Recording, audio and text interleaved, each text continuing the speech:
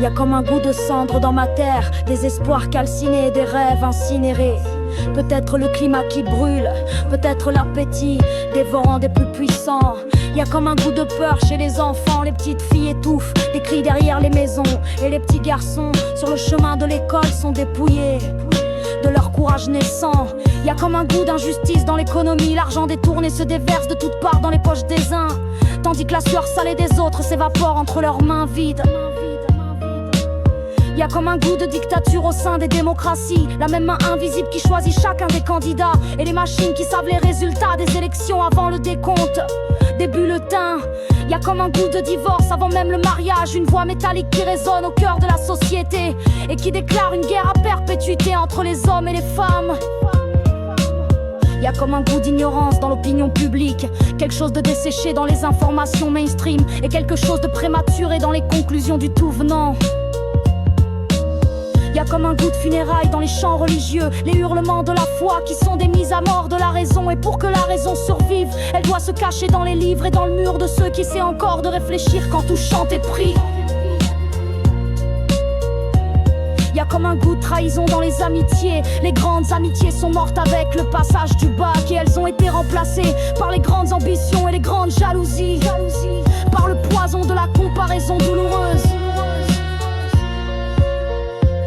Y a comme un goût d'envie de meurtre chez les dirigeants politiques, chaque fois qu'ils entendent qu'une intelligence éveillée entreprend de s'exprimer sur les choses de la nation, les choses du peuple, parce que eux, ils ont prospéré sur le sommeil et l'ignorance des masses. Y a comme un goût de chaos dans l'ordre mondial des dirigeants de nations, qui dirigent avec leur égoïsme individuel et leur égoïsme de groupe, et qui ne réfléchissent que pour chercher les moyens de mieux conserver leur pouvoir et de mieux blinder leur fortune.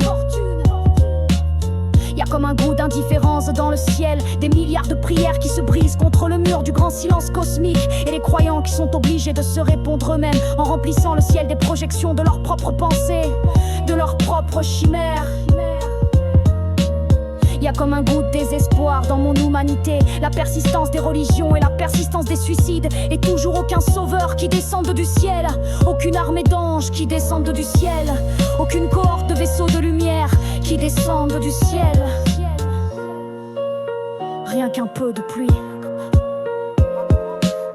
Y a comme un goût de guerre civile qui s'approche peu à peu, la grande déflagration de la lutte lancinante des classes. Pas si lancinante car la classe dominante est en guerre déclarée. Ce sont les classes pauvres et les classes moyennes qui ne voient rien derrière le voile de l'alcool et du rire bête. Y a comme un goût de larmes chez les jeunes diplômés derrière le courage nécessaire pour se frayer une place dans le monde du travail.